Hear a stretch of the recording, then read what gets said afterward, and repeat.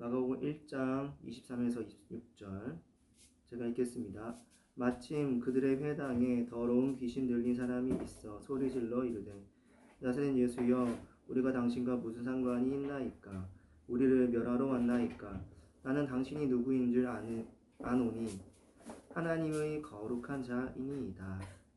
예수께서 꾸짖어 이르시되 잠잠하고 그 사람에게서 나오라 하시니 더러운 귀신이 그 사람에게 경련을 일으키고 큰 소리를 지르며 나오는지라. 아멘. 오늘은 귀신이 있다면은 하나님이 있다. 그리고 그 앞에서 우리는 죄인이다 라는 말씀의 제목으로 하나님 말씀 나누고자 합니다. 오늘은 계속 로마서 말씀을 나눴는데 오늘 말씀으로 교회 야유회 때문에 오늘 가벼운 주제를 가지고 한번 전도 설교, 변증에 대한 이야기를 좀 하려고 합니다.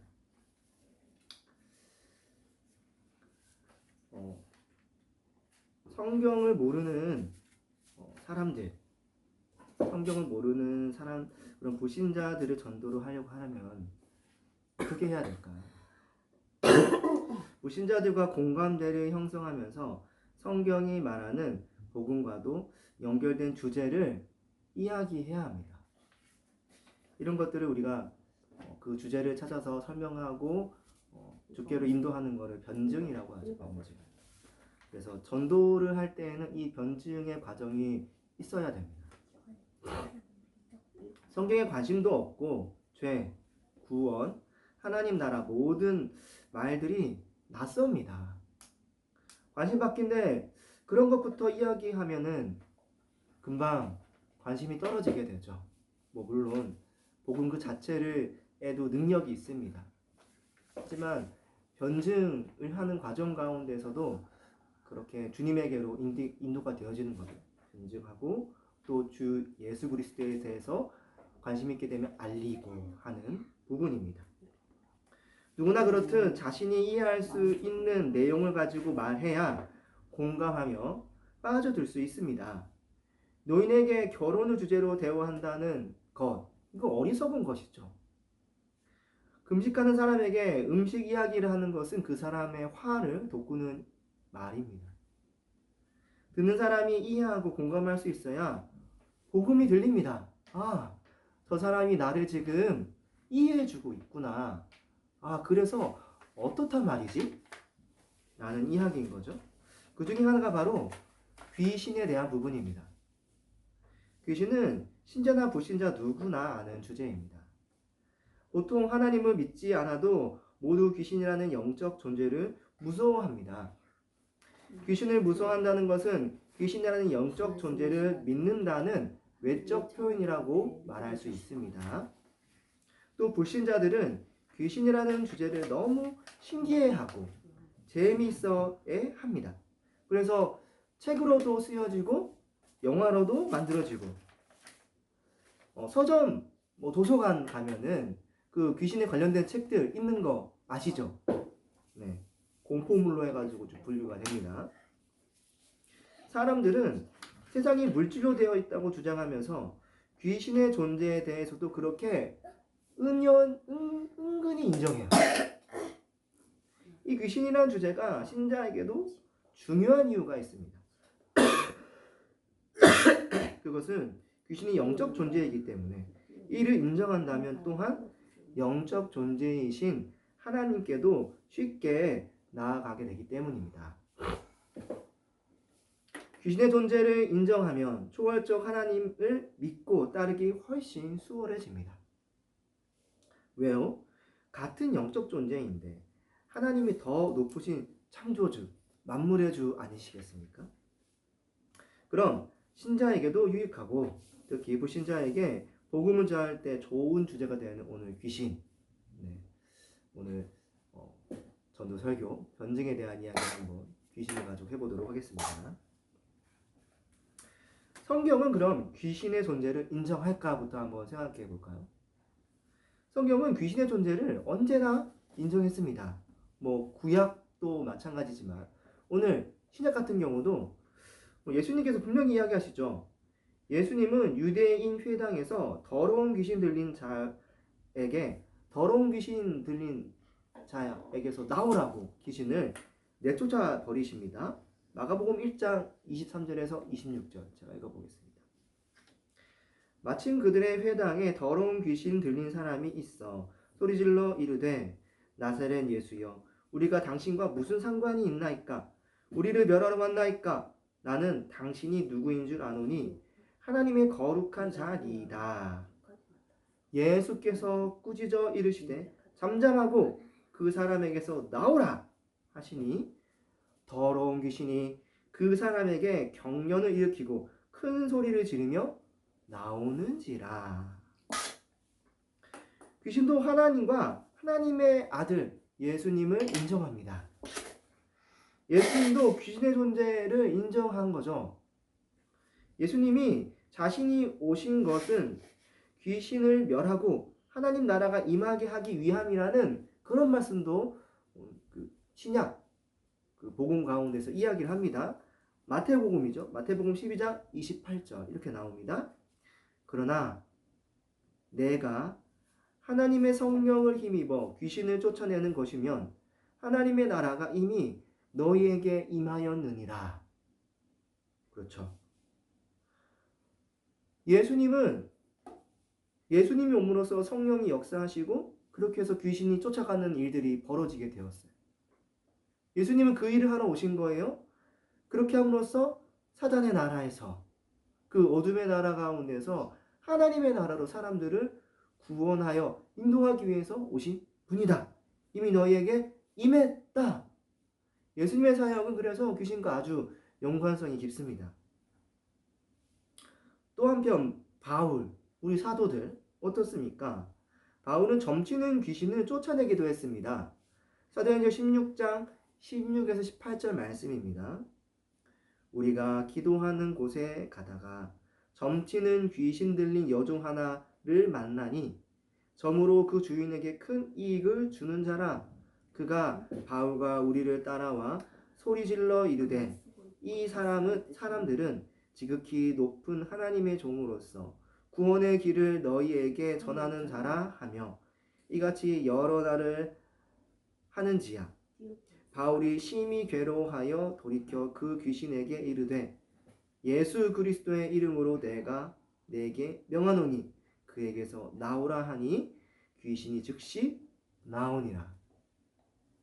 그렇죠. 바울은 귀신을 내쫓아 버렸습니다. 귀신은 바울이 어떤 존재인지 바울이 설명 안 했어요. 그런데 다 알아요.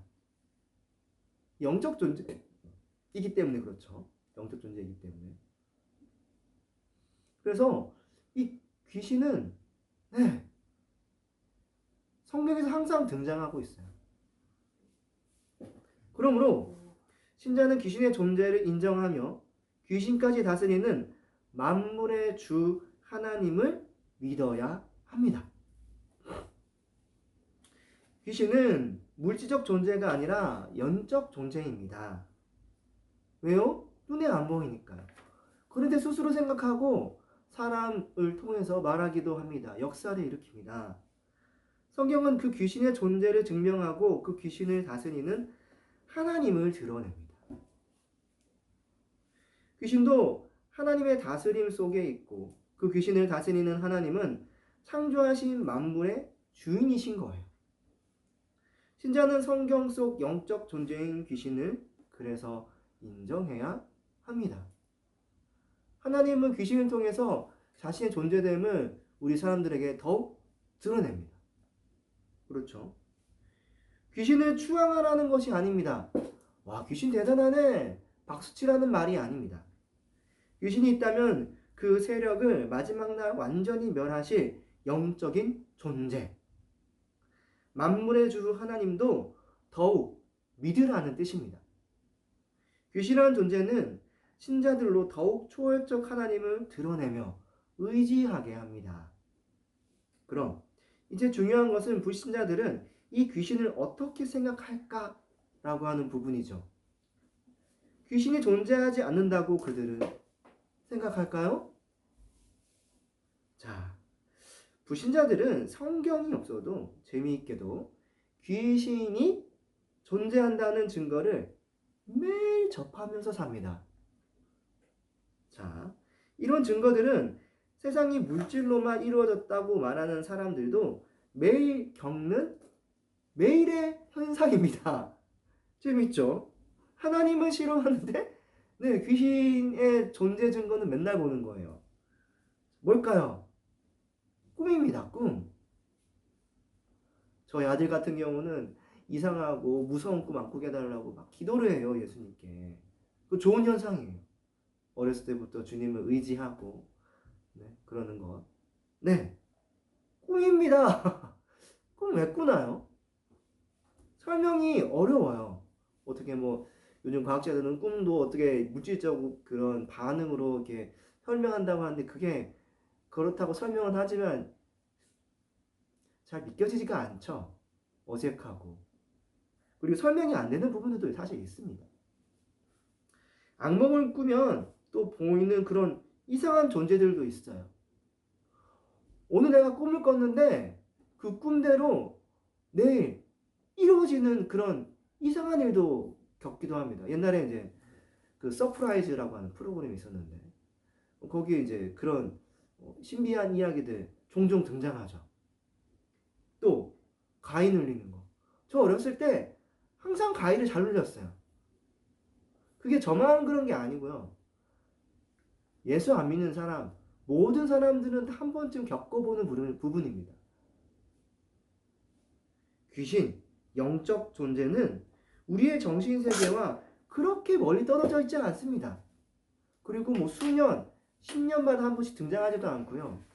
어떤 사람에게는 매 시간 몇 때, 잠잘 때 두렵게 한 존재이기도 합니다. 불신자에게도 마찬가지로. 이상한 환상을 보는 사람들도 있습니다. 귀신을 보는 사람, 심지어 귀신 들린 사람, 귀신 들려 병든 사람들도 있습니다. 예전에 제가 이제 청년 때 그런 귀신 들린 사람의 귀신을 쫓아내는 이 일을 하는 목사님이 있었는데 수년 동안 그 목사님과 함께 있으면서 그 일을 돕기도 했어요. 이거를 소위 축사라고 하기도 하죠. 네, 뭐 축사 사역이 맞다, 안 맞다. 저는 그 말을 하려고 하는 게 아니고 그런 귀신의 존재는 굉장히 현실적인 문제고 현상이라는 겁니다. 또 저는 군대 시절 밤에 경계 근무 설 때 예전에 그 부대에서 귀신을 보는 군인이 있었다는 이야기를 선임들에게 몇 번이나 이야기 들었어요. 그때 그래서 너무 무서웠다고. 이게 저희 군대에만 있었던 게 아니고 뭐 군대 간 분들은 그런 사람들 이야기 종종 듣지 않습니까? 불신자들도 심심치 않게 그런 이야기를 하고 그런 현상을 봅니다. 불신자들은 살아생전 귀신 들린 사람들이 하는 특별한 직업, 그런 직업인을 만나려고도 합니다. 또 재밌죠? 누굽니까? 무당, 보살, 뭐 애기보살, 박수무당, 점쟁이. 이거 갑니다. 이들은 모두 귀신 들려 귀신을 섬기는 일을 하는 사람들인데 그 귀신의 힘을 빌려서 이런 일을 하죠.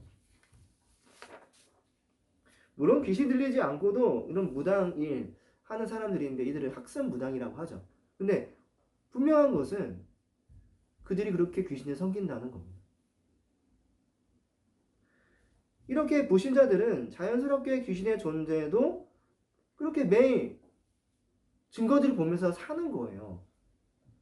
우리 주변 곳곳에 철학관, 점집들, 무당집들 다 있지 않습니까? 제가 사는 창원에는 조금 이제 드문 부분이 있습니다. 하지만 옆 동네 마산만 가더라도 대나무 딱 꽂아놓고 대나무 꽂으면 그게 귀신 데려가는 뜻 아닙니까? 네, 색색이 뭐 이렇게 등 달아놓고 있습니다. 예전에 제가 사역했던 곳 통영인데요. 거기에 이제 그런 곳들이 많았어요. 뭐 신비당, 뭐 봉두제자, 선하, 뭐 영신당, 해동정자, 천상천하 장군. 네. 뭐 부산 해운대로 가면 그 뒤쪽 뒤쪽에 점집들이 많죠. 또 대학 가는 타로카드 점집들도 많습니다. 이거 뭐 유럽 귀신 아닙니까? 또 대구에는 803 갓바위에서 얼마나 불공 들이면서 네, 합니까? 경주에는 또 유명한 곳이 있죠. 양남 봉길 해수욕장, 문무대양 수중릉 이쪽인데 이게 그 일정한 시기가 되면 사람 그 무당들이 모여서 신내림 받으려고 모이는 장소입니다. 울산에는 또 인터넷에 보면은 울산 무당이라고 네, 하게 대놓고 하더라고요. 예전에 제가 경주 한 이제 기도원에서 만난 권사님이 있었는데요. 울산에 사셨습니다. 예수 믿게 된 계기가 점집에 갔는데 당신은 예수 믿어야 된다고 큰 힘 섬겨야 된다고 그래서 교회 가라고 했다고 해서 교회에 오게 됐다는 이건 제가 실제로 들은 이야기입니다. 하나님은 그런 방식으로도 사람을 주의 백성을 부르시더라고요. 무당 말만 믿고 가서 진짜 이제 뭐 권사님 되시고 그런 거예요. 웃지 못할 에피소드입니다. 그렇게 불신자든 누구든 귀신 들린 사람과 그런 장소를 매일 접하며 삽니다. 일반 사람들은 영적인 힘을 또 이용하기 위해 무당을 찾죠. 아까 말씀드린 대로. 구체적으로 어떤 이유로 찾습니까? 네, 기도해서 뭐 가게를 매매해야 되는데 이게 불안한 거예요. 그래서 맞나 아닌가 계약 성사시키려고 아니면 그 계약이 맞나 아닌가 싶어가지고 점집에 물으러 가죠. 매도자, 매도인, 뭐 그렇죠. 매수자. 또 기도해서 병 나으려고 아픈 게 있으면 가기도 하고 또 좋은 사람 만나려고 그렇게 가기도 하고 좋은 직장 들어가려고 승진하려고 기타 등등의 여러 가지 이유로 그렇게 무당들을 찾습니다. 점집도 찾고요. 불신자들은 특별한 일이 있을 때 종종 이런 사람들에게 가서 점도 보고 부족도 만들기도 합니다. 네, 뭐 종종 우리 그런 거 보지 않습니까? 부적 큼지막하게 이제 붙여놓고 입춘대길, 네, 또 명태 달아놓고 그렇습니다. 일반인들 그렇게 좀 못 배우고 좀 어렵고 한 사람들만 무당 찾을까요? 아닙니다. 지식인들, 돈, 명예, 권세에 있는 사람들까지도 무당을 찾습니다. 그 이유는 귀신의 영적인 힘을 이용해 복받고 살려고 하는 것입니다. 그들은 더 세게 신내림 받은 무당을 찾아서 시키는 대로 수백만 원, 수천만 원 돈 주면서 구슬하죠. 제가 네이버에 한번 찾아봤어요. 그러니까 뭐 굿비용을 치니까 그런 이야기들이 이렇게 줄줄줄줄 나오더라고요. 영화 더킹에 보면은 검사가 이제 더킹이라는 영화 아시나요? 혹시 모르실 수도 있을지 모르겠는데 더킹이라는 한국 영화가 있습니다. 근데 거기에 보면은 한 검사가 그 무당에게 그 돈을 주고 구술하는 장면이 있어요. 그 왜 그렇게 합니까? 그 검사까지 한 사람이 말입니다. 어떻게 자기에게 안 좋은 뭐 그런 것들을 풀어내려고 하는 거죠.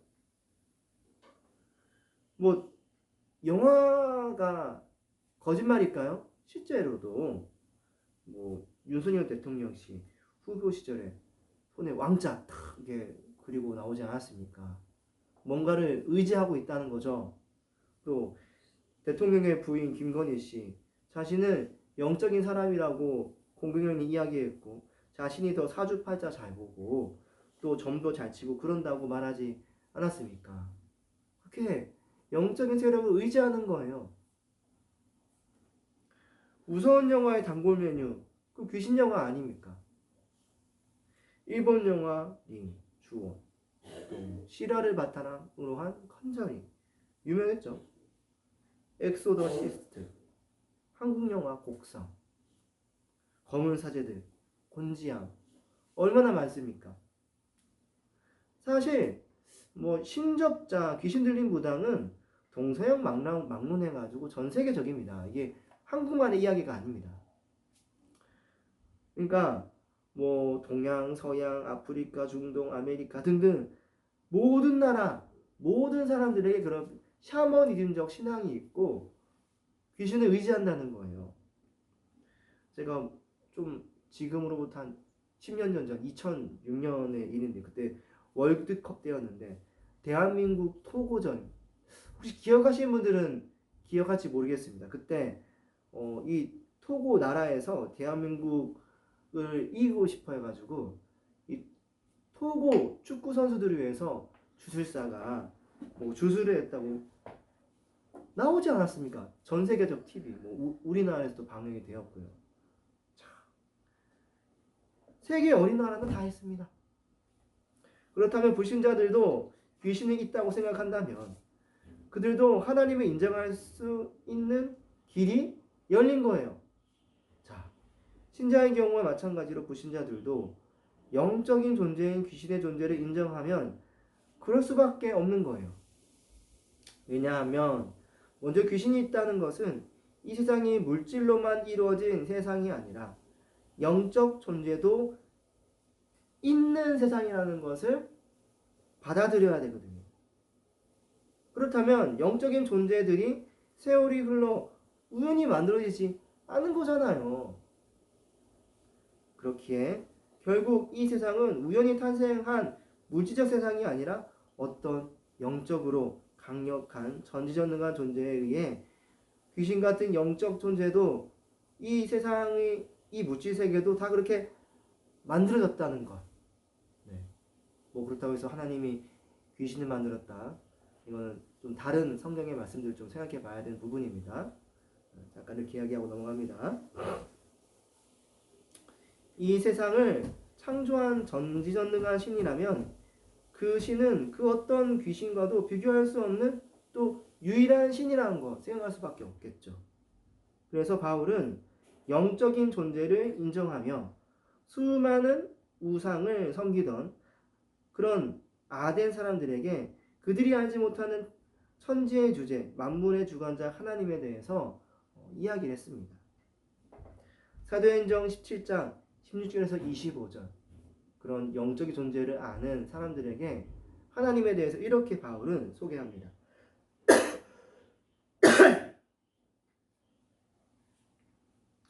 제가 읽어보겠습니다. 바울이 아덴에서 그들을 기다리다가 그 성에 우상이 가득한 것을 보고 마음에 격분하여 회당에서는 유대인과 경건한 사람들과 또 장터에서는 날마다 만나는 사람들과 변론하니 어떤 에피쿠로스와 스토아 철학자들도 바울과 쟁론할세 어떤 사람은 이르되 이 말쟁이가 무슨 말을 하고자 하느냐 하고 어떤 사람은 이르되 이방 신들을 전하는 사람인가 보다 하니 이는 바울이 예수의 부활을 전하기 때문이더라. 22절 바울이 아레오바고 가운데 서서 말하되 아덴 사람들아 너희가 보니 범사에 종교심이 많도다.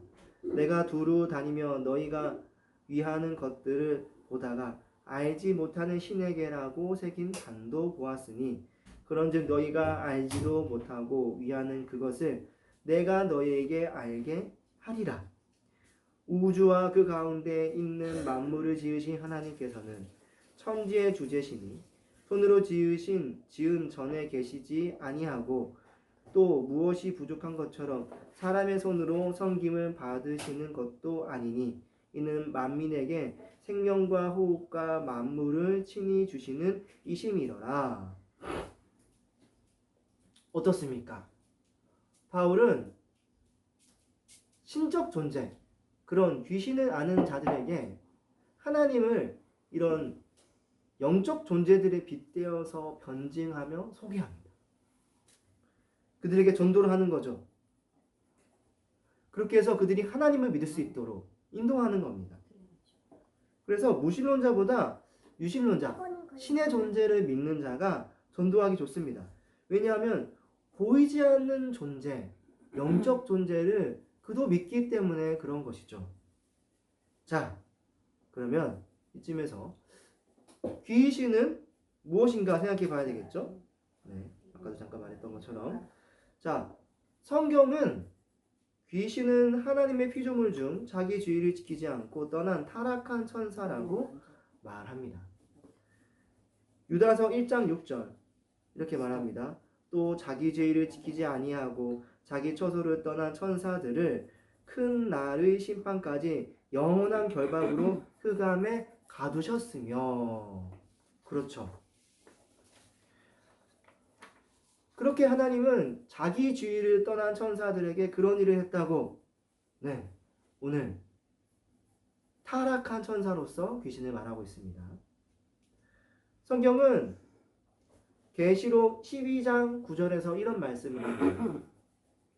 큰 용이 쫓기니 옛뱀 곧 마귀라고도 하고 사탄이라고 하며 온 천하를 꿰는 자라. 그 귀신은 마귀, 사탄으로 불려지는 겁니다. 성경은 마귀 외에 그의 졸개들이 있다고도 말을 합니다. 계시록 12장 9절이죠. 그가 땅으로 내쫓기니 그 사자들도 그와 함께 쫓기니라. 귀신들을 말하는 거겠죠. 그래서 예수님은 그 귀신, 마귀, 이런 마귀의 세력들을 오셔서 쫓아내시고 그 가운데에서 자기 백성들을 구원하시고자 했던 겁니다. 죄와 사망 가운데에서 그 죄로 말미암아 억눌려 있는 사람들을 말입니다. 죄로 말미암아 귀신의 그런 권위 안에 눌려 있는 사람들. 마태복음 12장 28절 말씀이 이렇게 나와 있습니다. 예수님은 직접 자신이 귀신을 멸하러 오신 하나님 나라의 왕이라는 사실을 이때 소개를 하시죠. 또 마가복음 1장 23절에서 26절 예수님은 오셔서 하셨던 일 중에 처음 일이 더러운 귀신을 쫓아내는 것이었습니다. 사도행전 16장 16에서 18절에서는 바울은 예수님의 이름으로 점치는 귀신을 쫓아내기도 했어요. 자기 힘으로? 아닙니다. 예수님의 이름으로. 만약 영적 존재를 이제 무에서 창조하고 주권적으로 다스리는 전능한 신이 있다면 그러면 그분은 누구라고 이제 말을 해야 될까요? 그런 귀신이 이제 누군지 알았어요. 그러면은 그분을 맞는 자는 기독교의 하나님이라고 생각해야 됩니다. 왜 그럴까요? 네, 대부분의 종교는 유에서 있는 것에서 다양한 신들이 태어나서 서로 대립하는 신들이 힘이 비슷비슷해요. 그런 범신론적인 사상, 그런 체계로 만들어졌기 때문입니다. 어떤 절대적인 신을 이야기하지 않습니다. 힌두교 범신론이죠. 불교도 범신론입니다. 도교 범신론, 유교 범신론. 그렇죠. 일본의 신앙 신도도 마찬가지고 우리나라 무교, 그리스 신화 속 신들도 다 범신론입니다. 신들끼리 싸워요. 사람하고 비슷해요. 힘이 비슷비슷합니다. 카톨릭이 또 있는데 예수님에게 나아가기 위해 성모 또 기타 성인들에게 기도하며 그의 도움으로 예수님에게 기도를 올려야 된다라고 말합니다. 그래서 카톨릭은 유사 범신론이라고 말할 수 있어요. 절대자를 믿는 것 같지만은 그 외의 신들도 같이 섬기고 있는 것입니다. 대부분의 범신론의 신들은 신들 간의 신들 간에도 대립하고 인간하고도 대립도 하고 불완전한 신입니다. 유일신을 주장하는 종교들도 기독교 외에는 신이 인간에게 영향을 받고 구원도 사람이 노력해야 구원받는다고 말을 합니다. 영적인 존재를 창조하려면 그 정도의 힘과 능력, 주권이 있어야 합니다. 유일신 신앙을 주장하는 다른 종교들은 모두 보통 사람의 도움, 행위를 의지하는 거예요. 이게 어떻게 유일신 종교라고 할 수 있겠습니까? 카톨릭, 구원받기 위해서 선행해야 된다고 말하잖아요. 이슬람, 알라를 위해 선행을 해야 된다고 말을 하잖아요. 네, 신이 뭔가 부족한 겁니다. 세상 우주 만물을 보면 그 법칙이 통일되어 있고 하나의 원리에 따라 순환되고 있습니다. 어떤 절대자에 의해 운행되고 있음을 우리는 잘 느낄 수 있습니다.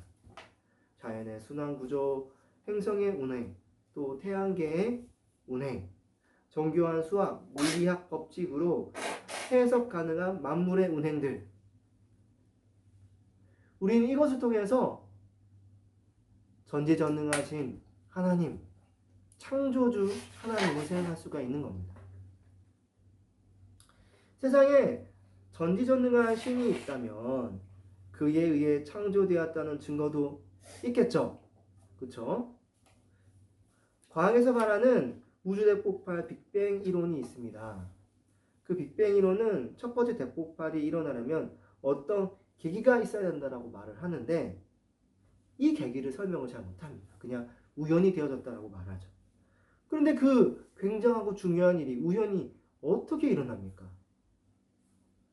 수학자들은 그 일이 수학적으로 환산했을 때 그냥 불가능한 수라고 이야기하더라고요.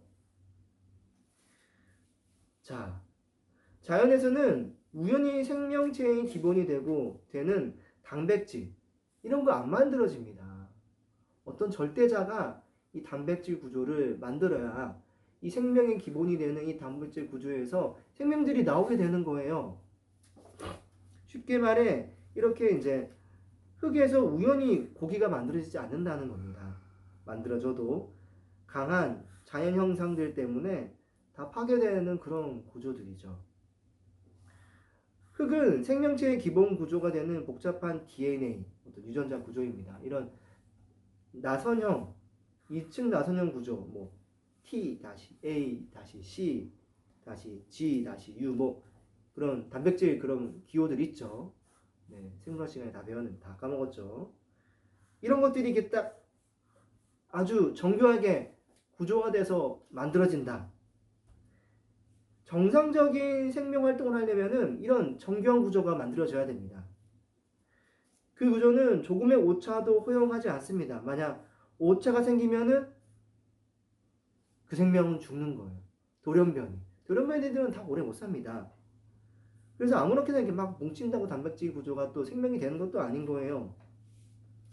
그래서 DNA를 처음 발견한 프란시스 크릭은 생명의 기원을 탐구하다가 그 복잡성에 놀라서 생명은 지구에서 만들어진 것이 아니라 외계에서 만들어 지구로 보내진 것 같다라고까지 말했습니다. 그래가지고 이제 어떤 과학자들은 설명이 안 되니까 외계인이 했다 그러는 거죠.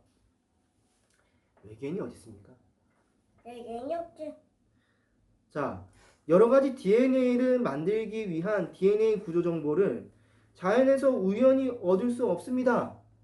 어떤 지적인 존재, 전능한 만물의 주가 그 지식을 알아서 구조화해야지 되는 거예요. 지적인 존재가 최초의 생명체를 만들어야지 그에게 정보를 줘야지 되는 겁니다. 흙은 지능을 가진 생명체가 아닙니다. 원핵세포, 그게 뭘 하겠습니까? 우연히 원핵세포의 구조, 세포벽, 또 세포막, DNA, 세포질, 리보솜, 현무, 메소솜, 플라스미드, 네. 아유, 참, 머리가 복잡해지네요. 이거 지금 제가 생각해도 복잡한데, 그 원핵 생물은 내가 이거들 만들어서 생명처럼 활동해야지. 그런 집중 활동을 어떻게 한단 말입니까? 원핵세포가 구조적으로 이루어졌다고 해도 스스로 생명활동을 또 어떻게 시작합니까? 죽은 사람의 시신을 재료로 프랑켄슈타인처럼 사람의 모양은 만들 수도 있겠죠. 그런데 그 프랑켄슈타인이 만든 박사가 다 붙이고 나서 이거 어떻게 생명처럼 움직이지 않으니까 전기 찌직찌직 해가지고 프랑켄슈타인 만들었다는 게 그 소설 아닙니까? 뭔가 힘이 필요한 거예요. 그냥 이렇게 해가지고 되는 게 아닌 거예요. 그냥 이렇게 조합시켜서 그 생명이 그 단백질 구조가 생명 활동을 하는 게 아닙니다. 심장이 쿵쾅쿵쾅 뛴다는 게 아니라는 거예요. 진화론은 그래서 또 인격과 인격적 가치 판단, 영혼 이런 것들도 사실 설명할 수가 없습니다. 이게 어떻게 그 대결 구조 가운데서 생존 그런 결과 가운데서 나올 수 있다고 말할 수 있습니까? 결론적으로 귀신이 있다면 그래서 하나님도 있는 겁니다. 불신자들은 이것을 받아들일 수밖에 없습니다. 만물은 하나님에 의해 창조되었다는 것을 말입니다. 그렇다면 이제 우리가 생각할 것이 있죠. 귀신도 있고 하나님도 있다면은 그 하나님이 또 만물을 창조한 창조주, 만물의 주인이라면은 자, 내가 그 하나님 앞에서 어떠한 존재인가? 라는 것을 깊이 생각해야 합니다. 로마서 3장 9에서 12절 말씀. 하나님은 여기서 모든 사람을 죄인으로 여기십니다. 제가 읽어보겠습니다. 로마서 9장 12절. 그러면 어떠하냐? 우리는 나으냐? 결코 아니라 유대인이나 헬라인이나 다 죄 아래 있다고 우리가 이미 선포하였느니라. 기록된 바 의인은 없나니 하나도 없으며 깨닫는 자도 없고 하나님을 찾는 자도 없고 다 치우쳐 함께 무익하게 되고 선을 행하는 자는 없나니 하나도 없도다. 모든 사람은 그래서 죄인이다. 로마서는 분명히 이야기합니다. 하나님은 하나님의 법, 율법을 행하지 않는 모든 자를 죄인으로 여기십니다. 로마서 3장 19에서 20절 말씀 잘 나오죠? 우리가 알거니와 무릇 율법이 말하는 바 율법 아래에 있는 자들에게 말하는 것이니 이는 모든 입을 막고 온 세상으로 하나님의 심판 아래 있게 하려 함이라. 그러므로 율법의 행위로 그 앞에 의롭다 하심을 얻을 육체가 없나니 율법으로는 죄를 깨달음이니라. 어떤 도덕적 윤리적 지식들, 율법들 알아서 주님 앞에 행한다 하더라도 율법은 내가 죄 있는 것만 더 깨닫게 한다는 겁니다. 율법을 온전히 행할 수가 없거든요. 사람은 왜 율법을 행하지 못할까요? 모든 율법을 행할 수 없기 때문입니다. 갈라디아서 3장 10절 말씀 이렇게 말하죠. 무릇 율법 행위에 속하는 자들은 저주 아래에 있나니 기록된 바 누구든지 율법 책에 기록된 대로 모든 일을 항상 행하지 아니하는 자는 저주 아래에 있는 자라 하였습니다. 성경의 율법을 세어본 그 랍비들이 있답니다. 613가지인데 그거 어떻게 다 합니까? 기억하는 것도 참 쉽지 않겠네요.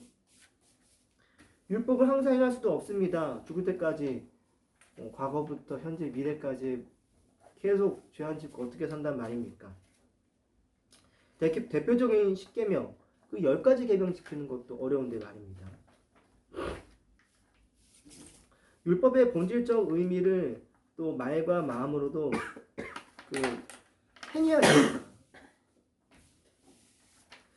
마태복음 5장 21에서 22절 형제에게 화를 내면 심판받는다고 예수님이 말씀하셨습니다. 또 거기서 형제에게 욕하면 지옥불에 떨어진다고 예수님은 말씀하셨습니다.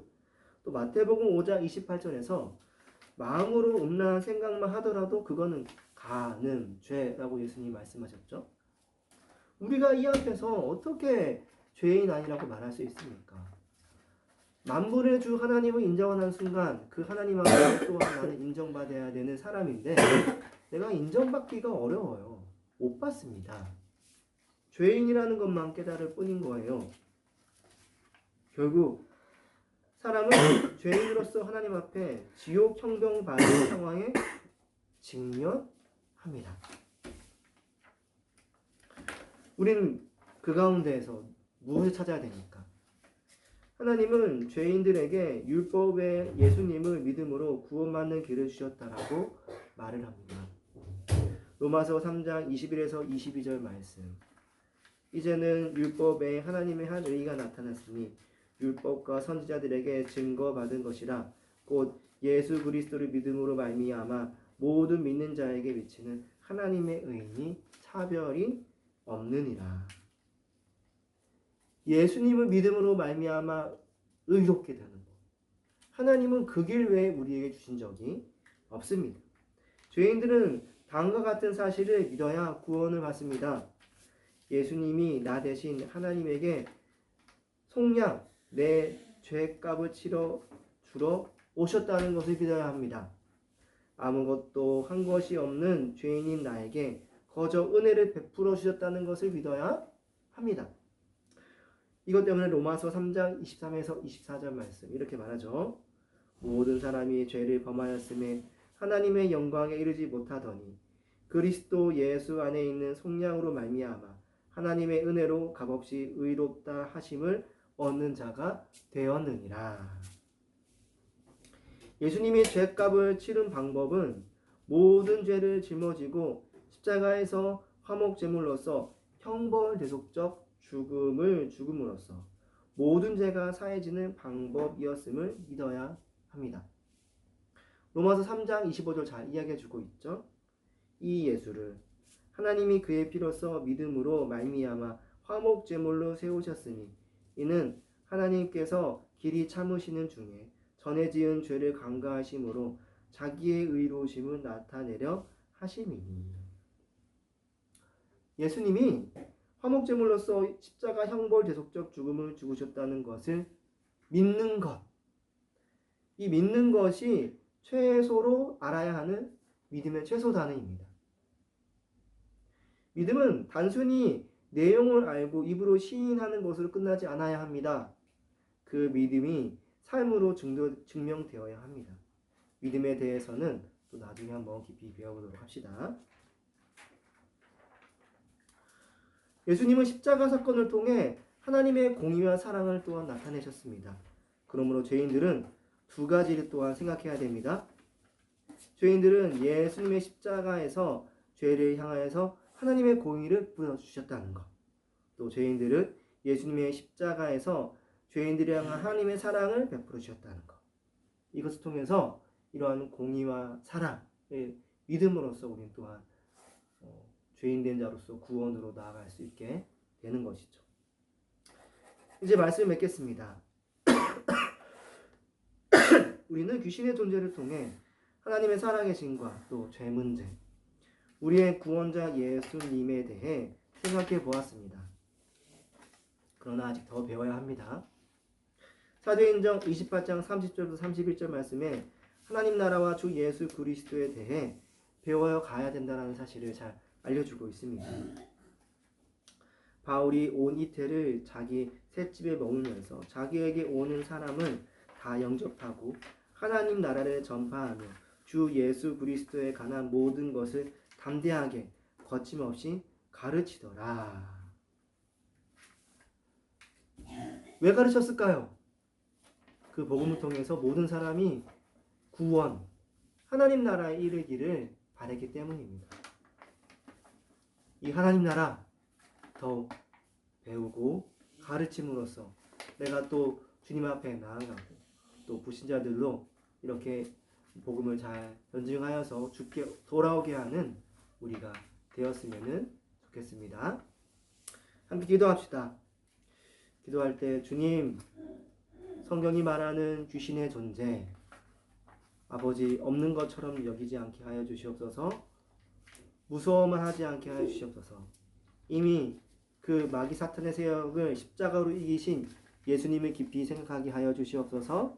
그리고 그 귀신에 대해서 불신자들에게 잘 설명하여서 그들도 우리를 구원하신 주 예수 그리스도, 우리의 죄를 깨달아서 그 죄를 사하여 주시는 예수님의 십자가를 잘 고민할 수 있도록 인도하게 하여 주시옵소서.